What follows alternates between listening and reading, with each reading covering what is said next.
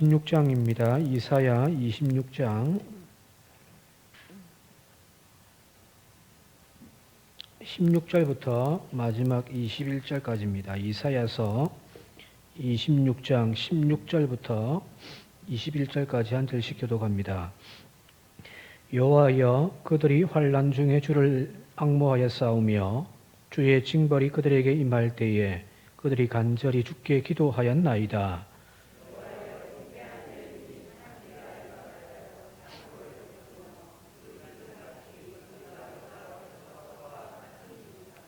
우리가 잉태하고 선고를 당하였을지라도 바람을 낳는 것 같아서 땅에 구원을 베풀지 못하였고 세계의 거민을 출산하지 못하였나이다.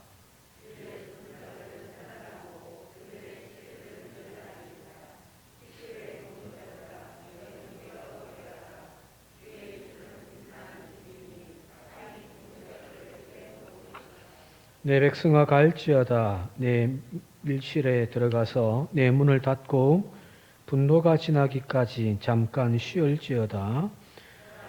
여호와께서 그의 처소에서 나오사 땅의 거민의 죄악을 벌하실 것이라. 땅이 그 위에 잦았던 피를 드러내고 그 살해당한 자를 다시는 덮지 아니하리라. 아멘. 기독교 신앙의 뿌리에는 두 가지가 있죠. 하나는 예수 그리스도의 십자가의 그 대속의 은혜입니다. 그죠? 주님의 십자가가 없다면 저와 여러분들의 죄는 씻어질 수가 없죠. 죄 씻음받지 못하는 우리가 어떻게 하나님 앞으로 나아갈 수 있겠습니까? 그죠? 십자가의 대속의 은혜가 기독교 신앙의 하나의 뿌리라고 한다면 또 하나는 바로 그 죽은 자 가운데서 다시 살리시는 부활 신앙입니다. 십자가 자체만 놓고 보더라도 큰 은혜고 하나님의 사랑이고, 그죠? 그런 의미를 가지고 있지만은, 그러나 십자가가 완성되기 위해서는 예수 그리스도의 십자가의 죽음 이후로 부활하시는 그 능력이 함께 해야 한다는 거거든요. 자, 우리가 사도신경 우리가 조금 전에 했습니다만은, 장사한 지 사흘 만에 죽은 자 가운데서 다시 살아나시며, 고백하고, 그죠? 또 뒤에, 몸이 다시 사는 것과 영원히 사는 것을 믿사옵나이다. 이게 부활신앙이잖아요. 성도인 저와 여러분들은 십자가 바라보면서 십자가의 구속의 은혜에 대한 묵상과 그 은혜를 품고 살아가는 것도 물론 중요하지만 거기에서만 머물러 있어서는 안 되죠. 십자가 은혜 앞에 제자들은 다 도망자였고 또 어떤 제자들은 주님이 함께 동행함에도 불구하고 그것을 깨닫지 못한 채 자신의 고향으로 돌아가는 그런 발걸음들이란 말이에요. 부활하신 주님을 만날 때에 비로소 우리의 믿음이 완성되어져 가는 거예요. 앞서 우리가 사도신경의 앞부분 장사한 지 사흘 만에 죽은 자 가운데서 다시 살아나시며 이 신앙 고백은 바로 예수 그리스도의 부활의 사건인 거죠. 그죠? 사흘 만에 부활하셨다. 그 부활의 능력을 통하여 그 뒤에 우리는 다시 몸이 살 것과 영원히 사는 것을 우리는 믿습니다. 이런 성도인 저와 여러분들에게 주는 하나님의 부활의 능력입니다. 예수님의 부활만 우리가 믿고 따라감이 아니라 또 한편에서는 우리의 삶에, 우리의 신앙에도 부활의 신앙이 필요하다는 이야기예요. 자, 그래서 본다면은 기독교에서 부활을 빼버리면 앙코 없는 찐빵 같습니다. 얼마나 맛이 없습니까? 그죠? 앙코 없는 찐빵 먹어본 적이 있습니까? 지금은 뭐 잘 나오는데 옛날에 찐빵 하나 사가지고 먹다 보면은 앙코가 이만큼밖에 안 들은 그런 찐빵이, 불량품 찐빵이 있어가지고 먹다가 안 먹어버리죠. 이게 그 앙코 때문에 먹는 거지, 퍽퍽한 그 빵만 가지고는 그렇게 맛이 없잖아요. 십자가의 은혜도 마찬가지예요. 부활이라는 것이 있기 때문에 십자가의 은혜가 더 빛을 발하고 은혜로 우리에게 다가오는 거거든요. 자, 그만큼 우리에게 이 부활이라는 것은 크고 오늘날 우리는 이 부활을 믿고 또 부활에 대해서 잘 알고 있잖아요. 그죠?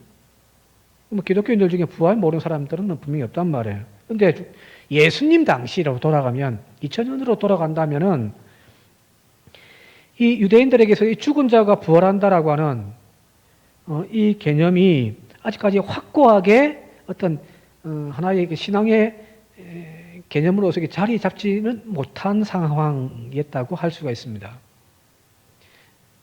왜냐하면 복음서에도 그 이야기가 나오는데 예수님 당시에 유대교의 큰 두 지파가 이게 이제 거대 양맥, 산맥이라고 할 수 있는, 물론 또 하나 더 있긴 합니다만은 그 가장 큰 두 지파가 있는데 그것이 바로 사두개파와 바리새파잖아요.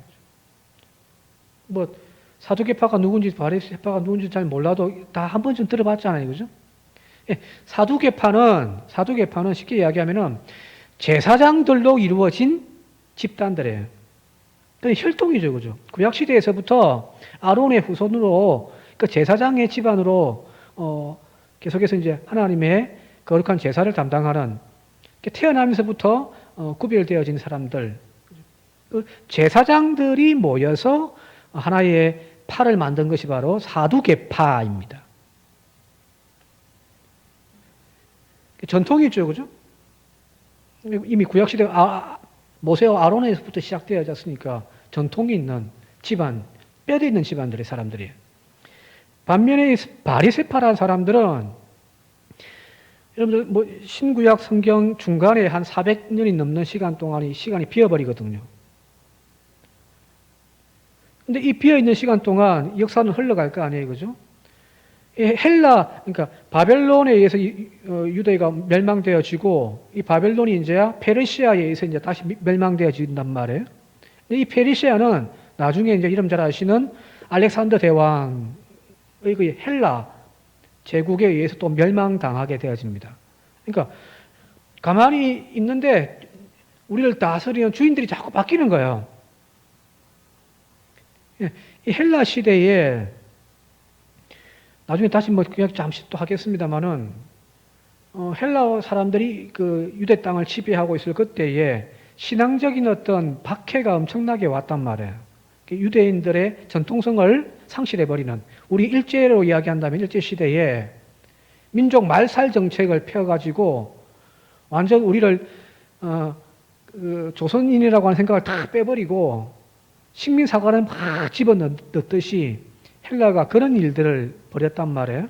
그래서 종교까지도 부정하게 되어지는, 바로 그때에 신앙은 다 엉망이 되어져 버리고 하나님의 믿음의 공동체가 이제는 세상에 그냥 한 부류로만 남게 되어질 그런 위기 때 하시딤이라고 하는 어떤 열정을 가지고, 신앙의 열정을 가지고 있는 그 사람들이 개혁을 일으키고 혁명을 일으킨단 말이에요. 그래서 이제 나중에는 마카오 베오라고 하는 하나의 이제 왕조가 독립하게 되어지는 역사도 가지게 되어집니다. 일시적으로요. 로마에 이제 의해서 다시 지배당하기 전까지 자치하는 독립된 국가가 형성되어집니다. 이 하시딤이라고 하는 신앙의 열정을 가지고 있는 이 집단들에 의해서 독립운동이 일어났고 그게 성공했고, 근데 이 사람들이 다시금 정치판으로 독립을 했으니까 이 사람들이 이제 그 자리에 들어갈 거 아니에요? 타락하는 것을 보고서 등을 돌리고 그 열정을 다시금 부여잡고 하나의 팔을 만들었던 평신도의 신앙의 열정이 있는 사람들이 모여서 만든 파가 바로 바리새파입니다. 그러니까 예수님 당시로 따지면 얼마 되지 않아요. 한 200~300년 정도밖에 짧은 역사를 가지고 있다. 그런데 이 사람들이 율법을 철저하게 지키고 하니까 일반 대중들에게 존경을 받는 거죠. 자, 이 두 파가 있는데 성경에 보게 되어지면은 바리새파 사람들은 부활 신앙을 믿어요. 부활을 믿는단 말이에요. 왜? 앞서 이야기했듯이 그들이 탄생되어졌던 그 시대적인 배경이 헬라의 엄청난 박해와 종교적인 탄압이 있던 그 시대에 그들이 만들어졌단 말이에요.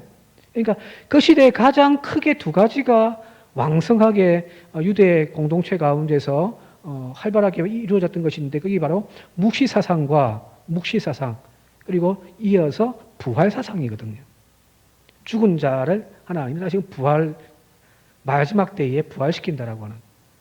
이 시대적인 탄생의 배경과 함께 이렇게 부분이 되다 보니까 바리새파 사람들은 부활을 믿어요. 근데 아주 오래전부터 전통적으로 제사장의 직분들을 이어왔던 제사장들은 자신들의 전통에는 이 부활 신앙이 없단 말이에요. 그러니까 부활을 믿지를 않습니다. 성경을 앞부분 창세기부터 쭉 읽어봐도 부활에 대한 개념은 없단 말이에요. 사람이 죽으면 끝나는 거예요. 음부라고 하는, 셰올이라고 하는 소울, 그걸로 이제 육체가 돌아가는 것 뿐이에요. 저 지하 세계로. 그게 끝이에요. 그런 어떤 전통을 가지고 있는 제사장 지파의 사두개파가 봤을 때는 성경에 부활이라는 것이 어디 있냐는 거예요. 그래서 예수님이 찾아와가지고 이 사두개파 사람들이 막 따지잖아요. 지금 잘 아시는 대로 그 형제가 있는데 큰 형이 결혼을 했는데 일찍 죽어버리고 이제 유대인들의 계대에 의해서 이 홀로 된 과부를 그의 동생이 이제 다시금 거두어 들여서 그죠? 결혼을 해서 아이를 낳게 하고 또 돌보게 되어야 되는데 둘째도 죽어버리고 또 셋째에게 결혼해서 또 셋째가 죽어버리고 일곱째까지 갔는데 자 죽어서 천국 가서 몸에 부활이 있다고 한다면 이 여인은 도대체 7명 중에 누구의 아내가 됩니까? 예수님께 이렇게 논리적으로 물었단 말이에요. 그 이야기는 바로 부활을 부정하기 때문에. 자, 뭐 더 긴 이야기 필요 없고요.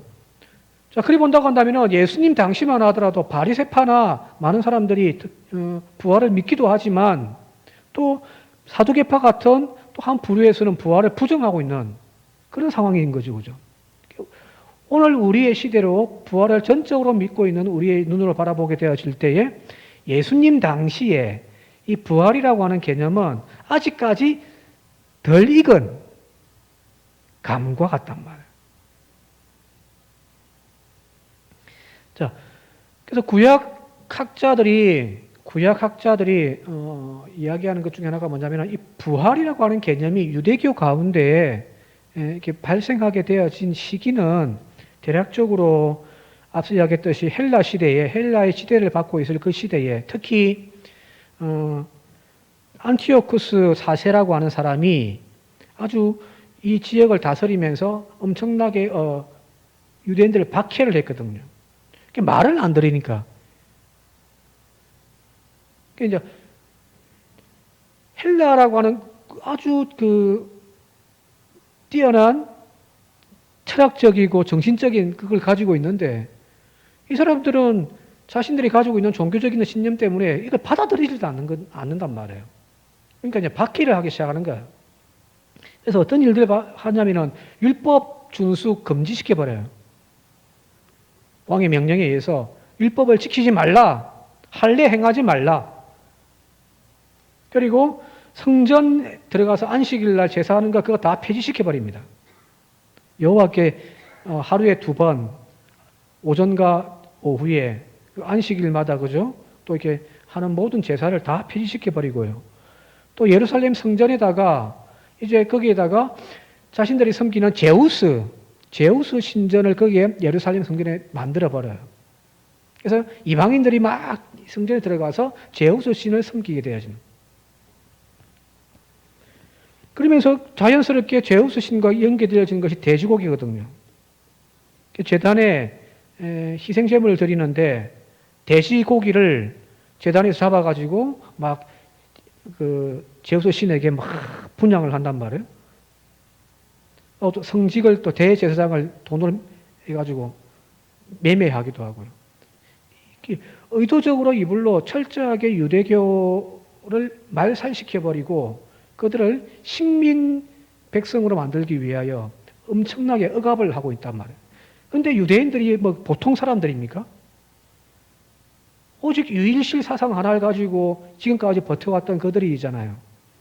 많은 사람들이 거기에 대하여 무릎 꿇기도 하고 편성하기도 했지만 앞서 이야기했듯이 그 하시딤이라고 하는 사람들처럼 종교적인 열정을 가지고 있는 사람들은 그걸 수용을 할 수가 없는 거죠. 우리 코로나 시대에 전염병 때문에 교회 모이지 말라고 하니까 교회들이 얼마나 난리했어요, 그죠? 그래도 우리는 목숨 걸고 예배 드리겠다는 그런 사람도 있었잖아요, 그죠? 그 신앙의 힘이란 말이에요. 그러니까 엄청나게 많은 사람들이 죽어나가는 거예요. 박해가 시작되는.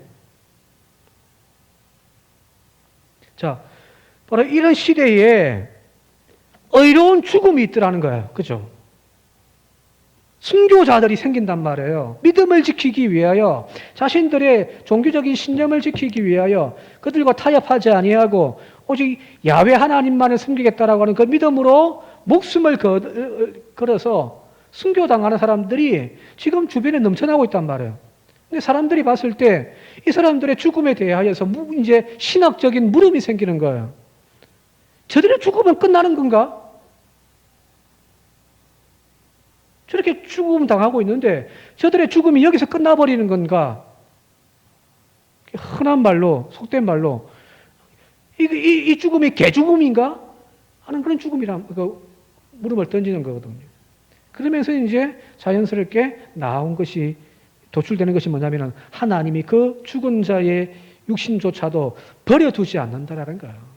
그래서 이제 종말 사상과 이렇게 연결되어져 가지고 마지막 때에 하나님이 이 땅을 심판하시러 이 땅 오실 때 바로 그 여호와의 날에 주님께서 그 죽은 자들을 다시금 일으켜 세울 거라는 거예요. 신약에 가면은 믿는 사람들만의 부활이 있는 것이 아니라 믿지 않는 사람들까지 다 부활이 있어요. 신약으로 넘어가면. 그래서 부활한 그들을 하나님 앞에서 이제 심판받는 단 말이에요. 근데 아직까지 구약에서는, 구약과 이제 이제 신구약 중간사까지는 어떤 것이냐면은 부활 개념이 있긴 한데 그 부활 개념이 바로 의로운 자들의 부활입니다. 자, 그리 본다고 한다면 저 앞에 이제 구약에 우리가 이걸 읽어봤던 저 앞에 이야기들 보게 되어지면은 유대인들에게 있어서 부활이라고 하는 개념, 그런 신앙은 사실은 거의 찾아볼 수가 없습니다. 유대교 후반에 이제 태동되어진 신앙 고백이 바로 부활 신앙이라는 거예요. 이제 신앙에도 이제 넘어가면서 이게 더욱더 확고하게 유대교 가운데 이제 자리를 하게 되어지는 거예요. 자, 그런데 오늘 읽었던 이사야 말씀을 보게 되어지면은 이 부활 신앙이 탁 드러나 버려요. 앞서 이야기했듯이 유대교에서 부활 신앙이 언제쯤 이렇게 활발하게 이렇게 논의되어지냐면은 바벨론 포로 저 뒤에 헬라 시대쯤 되어야 부활 신앙이 나온다라고 학자들이 이야기를 하는데 여기 지금 아직 이스라엘 유대가 멸망하기 전에 히스기야 왕이 다스리던 그 시대에 활동했던 이사야의 말씀에 이 부활 신앙이 지금 등장하는 거예요. 여기 한번 9절 말씀을 한번 함께 읽어볼게요. 9절 시작. 주의 죽은 자들은 살아나고 그들의 시체들은 일어나리이다. 티끌에 누운 자들아 너희는 깨어 노래하라. 주의 이슬은 빛난 이슬이니 땅이 죽은 자들을 내놓으리라. 그죠? 여기 주님의 죽은 자들이 살아나고 그들의 시체가 일어날 것이고 티끌로 먼지로 우리는 먼지에서 왔다고 하잖아요. 그죠? 다시 흙으로 돌아가라. 이게 창세기의 말씀이잖아요. 근데 그 흙으로 돌아갔던 그들을 주님께서 다시금 깨어나게 하신단 말이에요. 이게 부활인 거죠. 그죠? 여기 보면 뒤에 이제 주의 이슬은 빛난 이슬이니 땅이 죽은 자들을 내놓으리라. 이건 좀 은유적인 시적인 표현이에요. 무슨 말이냐면 유대 땅에 가게 되어지면은 이 계절이 우리는 봄, 여름, 가을, 겨울이죠. 그죠? 봄, 여름, 가을, 겨울. 근데 이쪽은 절기를 어떻게 나누냐면은 건기, 우기로 나눈단 말이에요. 비가 계속 내리는 우기가 있고 비가 내리지 않는 건기가 있단 말이에요. 대략 한 10월 달부터 시작해서 4월 초까지 계속 비 내립니다. 이제 저 북쪽에서부터 이제 바람이 불어오니까 그쪽에서 이제 지중해에 습기 많은 공기를 머금고 와서 여기다가 퍼붓는 거예요. 계속 비가 와요. 그러니까 이 비가 자꾸 내리니까 여기 이제 푸른 풀들이 막 자라는 거죠. 그죠? 자, 그런데 4월 지나고 이제 5월부터 해서 이제 계속해서 이제 어떻게 되냐면 건기로 들어가면서 비가 안 와요. 이제 바람의 방향이 바뀐단 말이에요. 저기 동풍이 불어와요.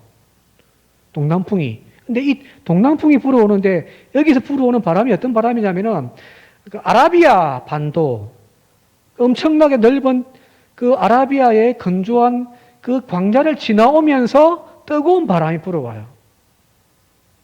습기가 없는 아주 메마른 뜨거운 바람이 확 불어오는데, 전에도 한번 말씀드렸습니다만은 이때 막 심하게 불 경우 하룻밤 사이에 밖에 꽃을 내놓으면은 아침에 가면 꽃이 만지면 바스락 부러집니다.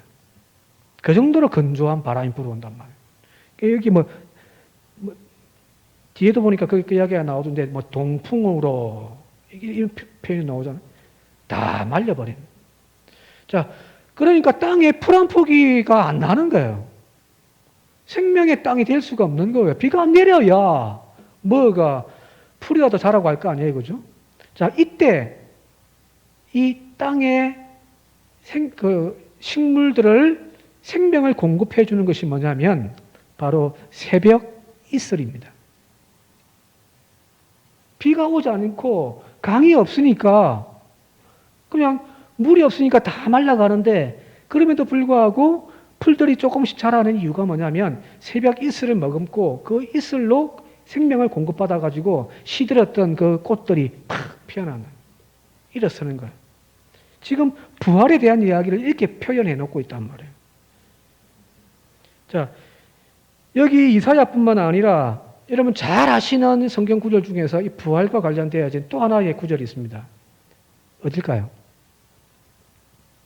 부활과 관련되어서 이런 구약 성경에 아시는 말씀 중에 하나.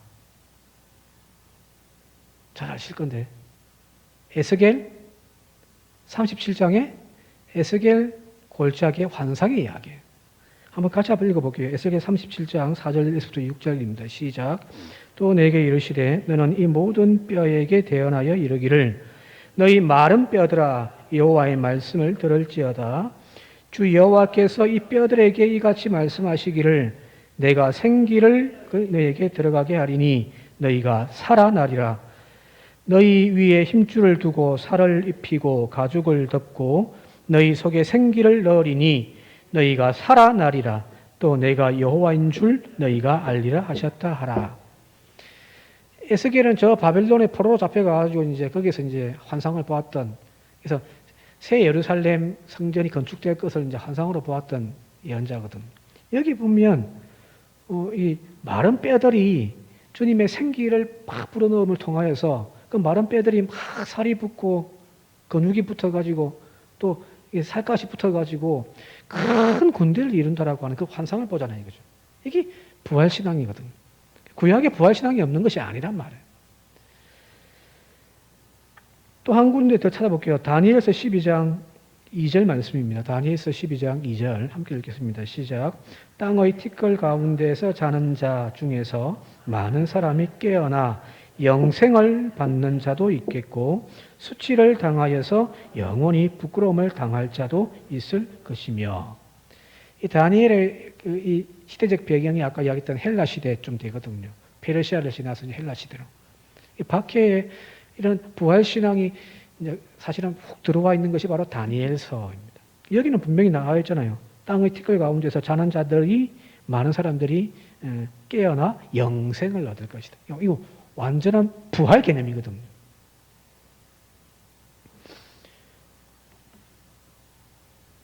자, 이런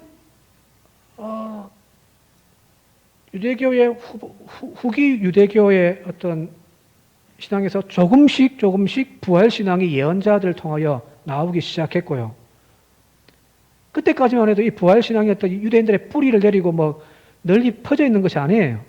예언자들이 그걸 이제 종말 사상과 이게 합쳐가지고 주님의 마지막 날에 의롭게 죽은 자들, 그 사람들을 주님이 버리지 아니하시고 다시금 이렇게 세울 것이다라고 하는 예언들을 하기 시작하고, 이 신앙이 나중에 이제 헬라 시대의 엄청난 박해 가운데 이렇게 죽었던 그 사람들의 물음을 그 죽음 앞에서 절망하고 좌절하고 회의하기보다는 바로 이 부활신앙의 그 말씀들을 부여잡고 하나님이 반드시 저들도 이렇게 세워 살리실 것이다. 자, 그러면 오늘 주어져 있는 나의 삶의 자리에서 나에게 똑같은 박해가 주어진다면 나는 무엇을 택할 것인가? 답이 나오는 거예요. 그 시대를 그렇게 했단 말이에요.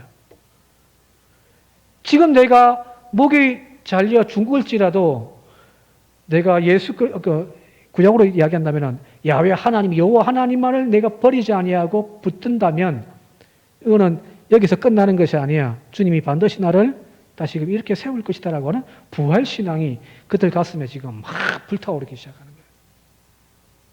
이 부활신앙이 없으면 오늘 저와 여러분들이 십자가 못 져요. 예수님이 3번씩 제자들에게 순환에 대하여 이렇게 예언할 때 내가 3일 만에 죽을 것이다. 내가 저 제사장들에게 내가 죽임을 당할 것이다. 라고만 예고한 것이 아니라 반드시 그 뒤에는 내가 4일 만에 다시 살아나리라. 이게 세트예요. 세트. 부활의 확신이 없으면, 부활의 소망이 없으면 십자가 질 수가 없습니다. 어떻게 주님을 위하여 나의 삶의 가장 소중한 것들을 포기할 수가 있어요? 내 목숨까지도요. 근데 부활신앙이 있으면 여러분 얼마든지 십자가 질 수가 있던 거거든요. 시간이 좀 많이 지나서 이제 넘어가고 20절 말씀을 한번 함께 읽어볼게요. 20절 말씀 함께 읽겠습니다. 시작. 내 백성아 갈지어다 내 밀실에 들어가서 내 문을 닫고 분노가 지나기까지 잠깐 숨을 지어다. 자, 이사야가 지금 몸의 부활, 의로운 자들이 그 죽음 가운데서 그냥 버려두지 아니하시고 하나님께서 마지막 때에 그들을 다시금 이렇게 세워 살리실 것이다라고 하는 이 부활을 이야기를 하는데 문제는 그 부활 사건은 저 뒤에요. 역사의 끝이에요. 역사의 끝. 그러면 그 중간에 있는 사람들의 삶에서 어떤 하소연이 나오냐면 이거예요. 주여 언제까지입니까? 언제까지입니까? 이 고난과 이 절망을 언제까지 견뎌야 합니까? 이 억울한 피들을 언제까지 해야 됩니까? 지금 미얀마의 민주화 운동 때문에 많은 사람들이 지금 700몇 명이 지금 죽어가고 있고, 그죠? 또 뭐 3,000명이 넘는 숫자가 지금 옥에 지금 가둬져 있다고 하는데, 사람들마다 언제 끝납니까? 언제 끝납니까? 그들이 아마 기독교인이었다면 하나님 앞에 막 땅을 치면서 기도하고 있었을 거 아니에요, 그죠? 하나님, 이 고통이, 이 절망이, 이 박해가 언제 끝납니까? 언제 끝납니까? 내 주변의 형제들이, 이웃들이 죽어나가면 이 죽음이 언제 끝납니까? 하는 절망이 터져 나오는 거예요. 탄식이 터져 나오는 거예요.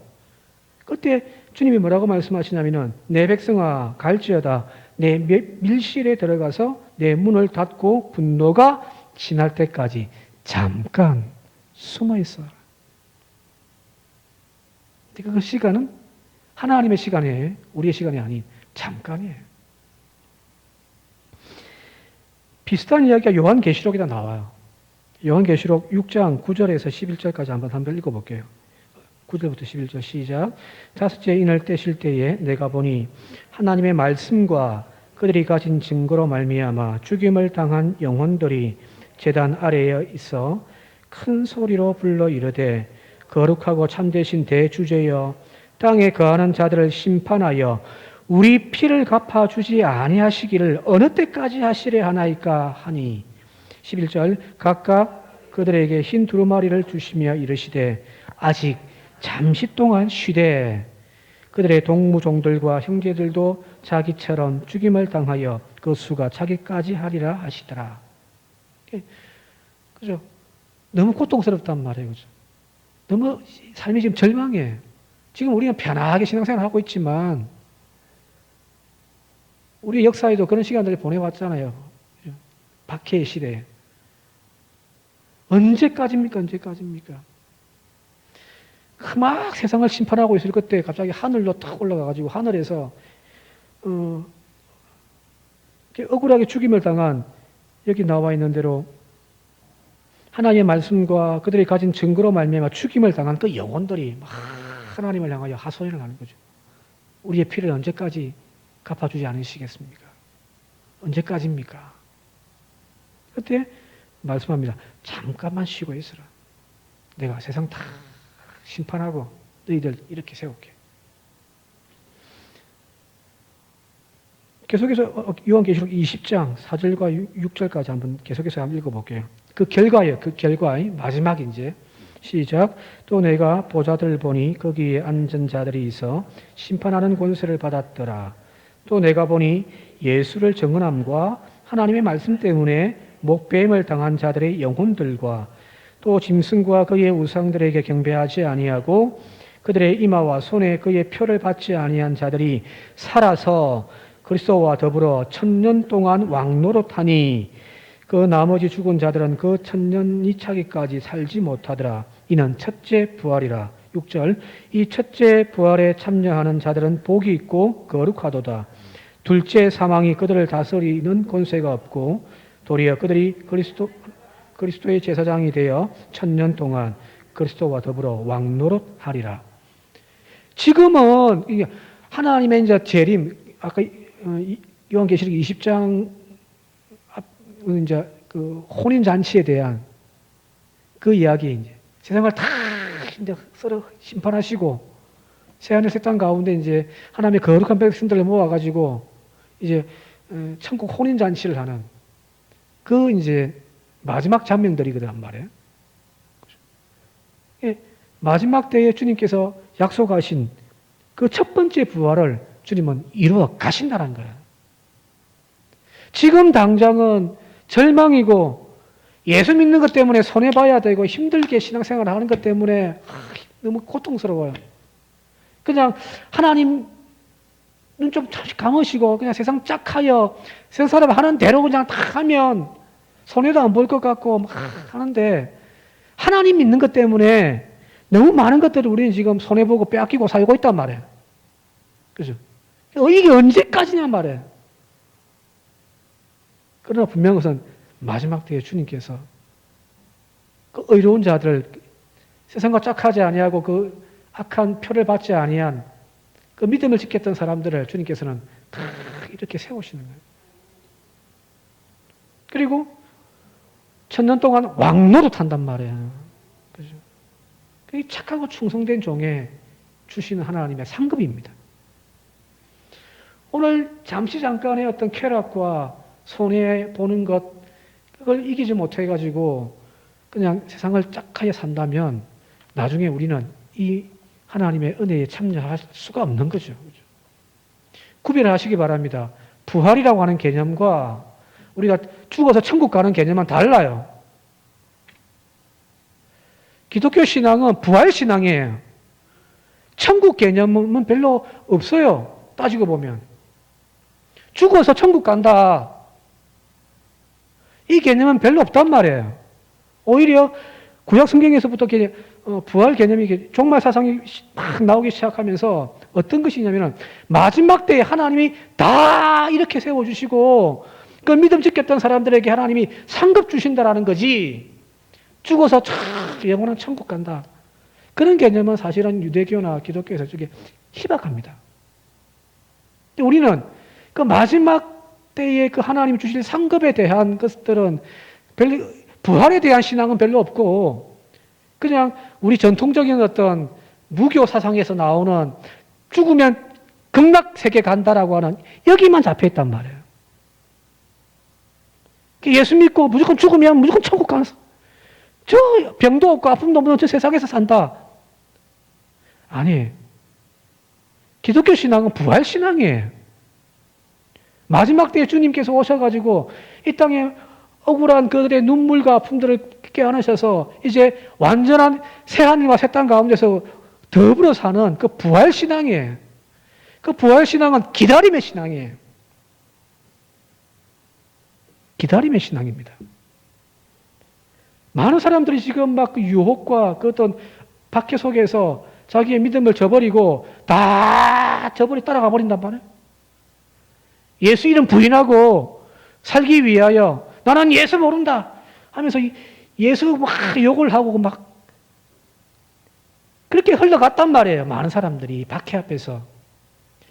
그러나 끝까지 믿음 지킨, 그래서 예수를 증언함과 하나님 말씀 때문에 목뱀을 당한 그들의 영혼, 그리고 짐승과 우상에게 경배하지 아니하고 그의 이마와 손에 그의 표를 받지 아니하는 그 사람들을 마지막 때에 하나님이 다시금 이렇게 세우시는 거예요. 이게 부활신앙이에요. 자, 그러면 오늘 이 땅에 살아가는 우리의 삶에서 어떤 답이 나오냐면 인내의 신앙이 필요한 거예요. 지금은 그런 박해는 없죠, 그죠? 예수 믿는 것 때문에 내 목이 날아갈 일은 없단 말이야.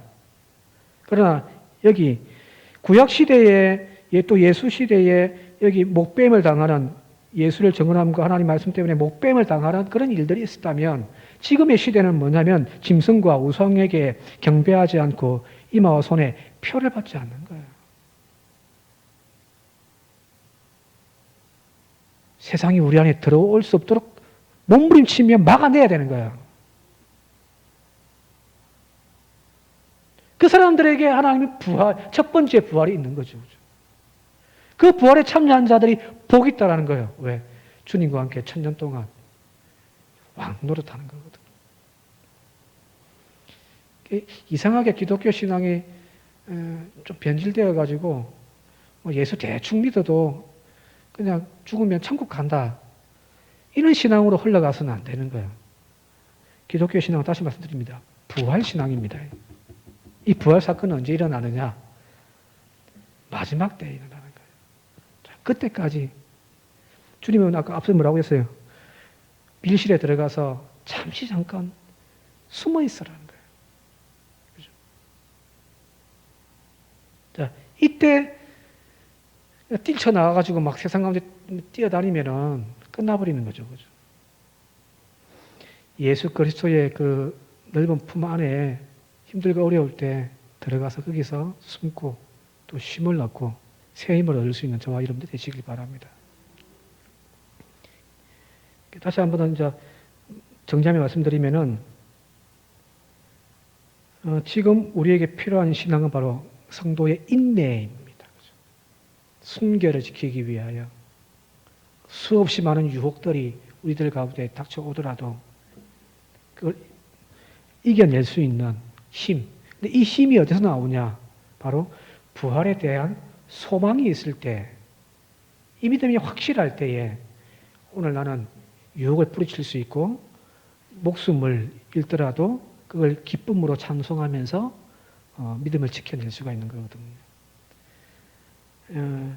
절망하지 말고 낙심하지 말고 오직 믿음의 주여 온전케 하시는 예수만 바라보고 달려가서 마지막 부활의 주인공들이 되어지는 저와 여러분들 되시기를 주님의 이름으로 축원드립니다.